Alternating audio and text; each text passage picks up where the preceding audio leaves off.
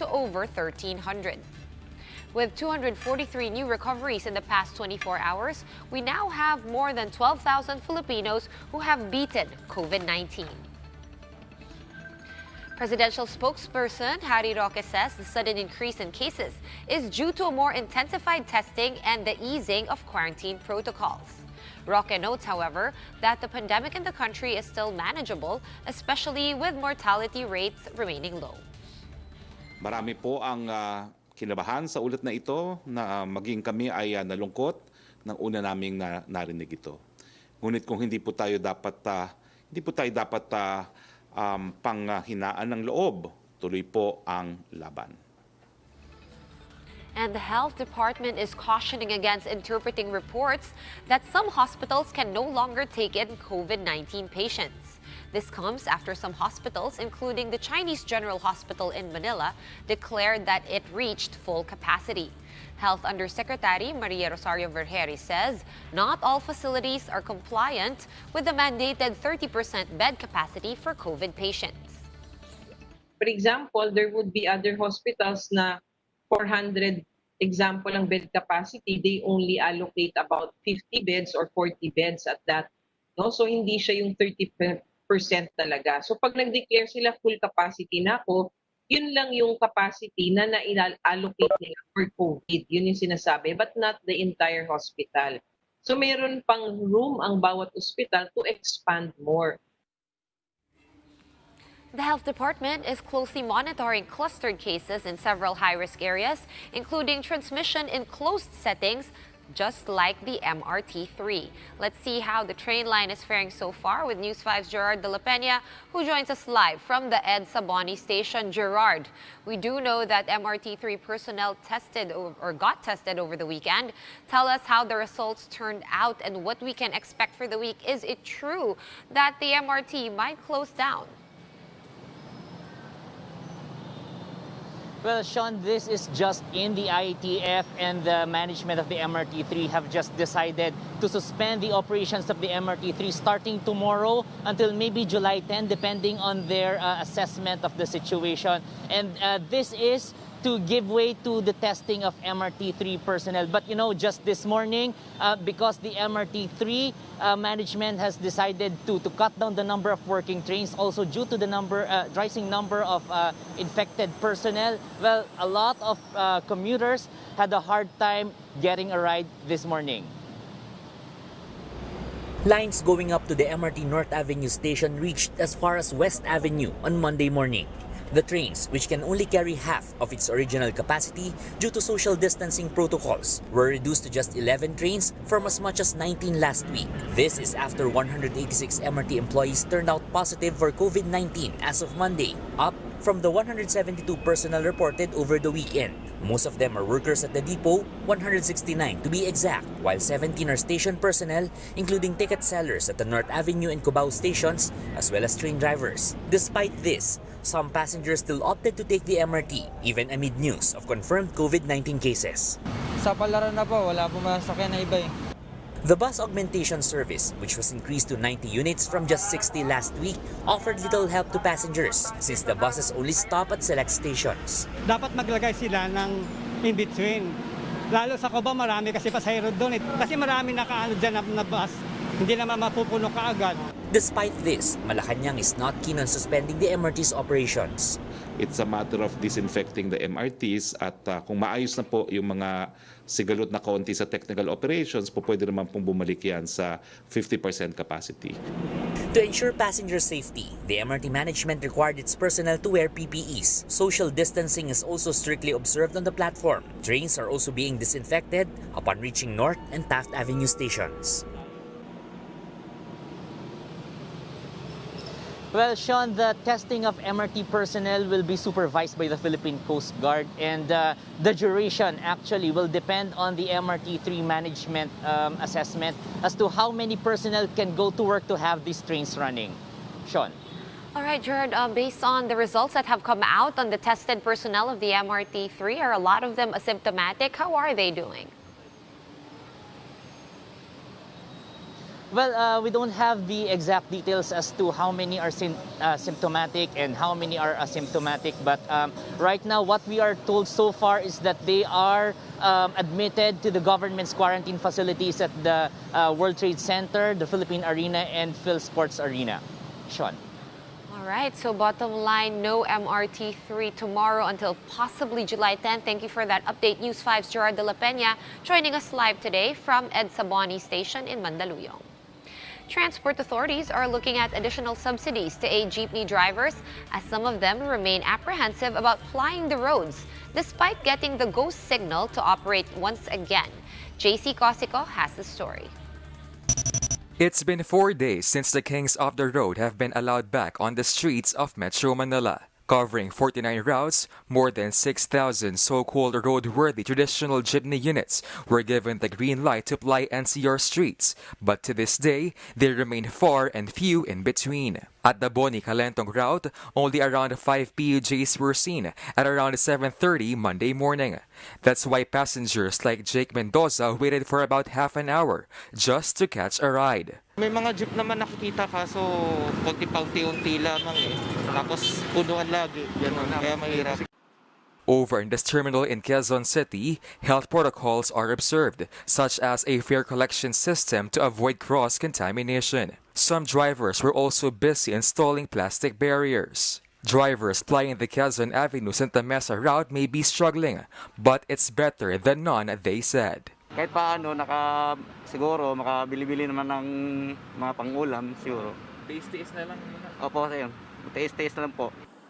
Transport officials said the number of routes and units plying metro roads may still be modified depending on passenger demand. Ang approach natin dyan is calibrated and gradual.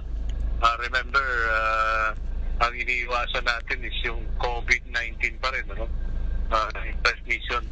So that's why yun, ganun kabagal ang ginagawa natin as far as public transportation is concerned. Minimum jeepney fare remains at 9 pesos for the first 4 kilometers, with an additional 1 peso and 50 centavos per succeeding kilometer. As if there's a possibility for a fare increase, transport officials say they're looking at other options to help jeepney drivers. Ang tinitingnan lang namin is mabigyan sila ng ayuda in terms of fuel subsidy. That's one. Tapos yung ibang in-explore namin possibility is magkaroon ng parang service contract na babayaran ng gobyerno yung operator ng jeepney. Authorized jeepney units plying metro roads will have either displayed or installed QR codes. But the LTFRB temporarily allowed jeepneys without QR codes to operate while they fix their website's technical problems. Jeepney drivers were also told to follow guidelines or they may face fines or worse, have their certificate of public convenience or provisional authority be suspended or cancelled. For News 5, JC Cosico, we are One News. We'll be pausing for a quick break for now, but we will be back with more stories after that. Keep it here on One News.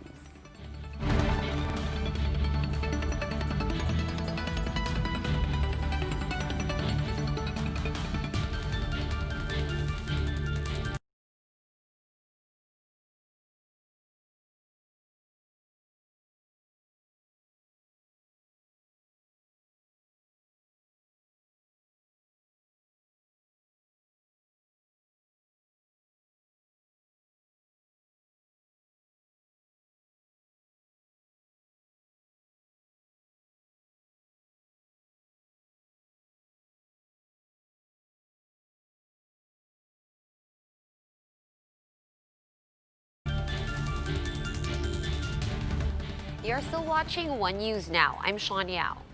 The Philippine Coast Guard has filed charges against Hong Kong flag cargo vessel MV Vienna Wood and its officials. The vessel's captain and 3 other key officers are facing complaints of reckless imprudence, resulting in multiple homicide and damage to property. Meanwhile, the PCG continues its retrieval operations for the 14 missing crew members aboard the sunken fishing vessel Liberty 5. They are, however, waiting for recommendations from the PCG ground commander in Occidental Mindoro to determine whether or not the search should be stopped. We will assess our position tomorrow if the situation warrants already the termination of the active search and retrieval, then we'll do that. But it does not necessarily mean na wala nang may iwan ng mga Coast Guard personnel doon at mga rescue personnel. And several stranded individuals have no choice but to extend their stays in temporary shelters. Jenny Dongon reports to us live from Taguig City with the latest. Jenny, what is the reason for some stranded people or stranded persons not being sent home as yet?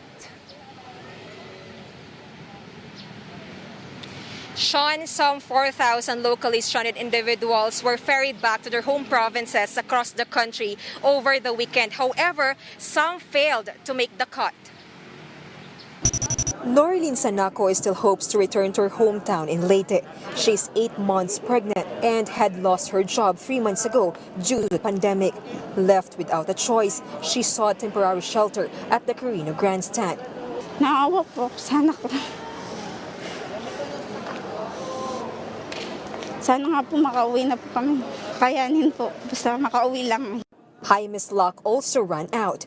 He and his family weren't granted a trip back to Leyte. Mahirap kasi dito ma'am, pag walang trabaho. Tapos wala pang mga walang mapuntahang mga kamag-anak. Kaya nagbabasakali lang po kung makakauwi na. Hatid Tulong Program Lead Convener Assistant Secretary Joseph Encabo says Visayas-bound trips have been put on hold as requested by local government units, particularly in the eastern and western regions as well as Cebu province. The LGUs flagged ballooning COVID-19 cases and inadequate quarantine facilities. Still, Encabo assures local governments that all stranded individuals undergo safety protocols before each trip. Ang mga LGUs po ay magkakaroon ng sariling medical protocol at gagawin nila doon yung swab test at compulsory po ang 14-day quarantine. So doon po yun yung balancing proseso na ginampanan po ng national government. Over 100 stranded persons were left at the Carino Grandstand after being barred entry to their respective provinces. On Monday afternoon, the Philippine Coast Guard took in 100 individuals, particularly those pregnant and with kids. They will be staying at the Philippine Army Wellness Center, which is nearing full capacity. Meanwhile, some 200 Western Visayas-bound stranded persons are taking shelter at a multipurpose hall in North Harbor, Manila. They are homebound on July 12th.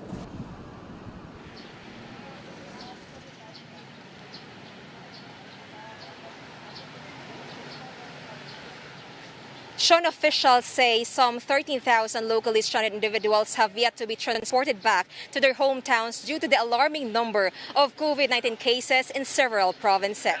Sean. Maraming salamat, Jenny Dongon, joining us live from Taguig with that update today. And Malacanang once again defends the anti-terrorism law.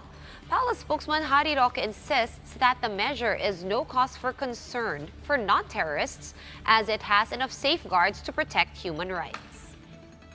Kung feeling nyo ay kayo ay pag-iinita ng walang dahilan, meron po tayong writ of amparo to protect the right to life and liberty. So sapat-sapat po ang remedyo, nandiyan na po yan. Terrorists, beware of the anti-terror law.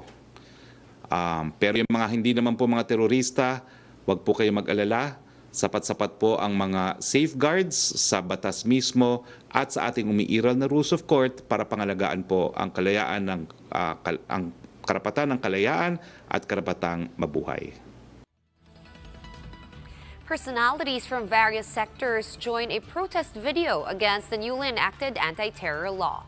Kapamilya actor John Lloyd Cruz led the group in reciting a Filipino version of Charlie Chaplin's The Great Dictator speech.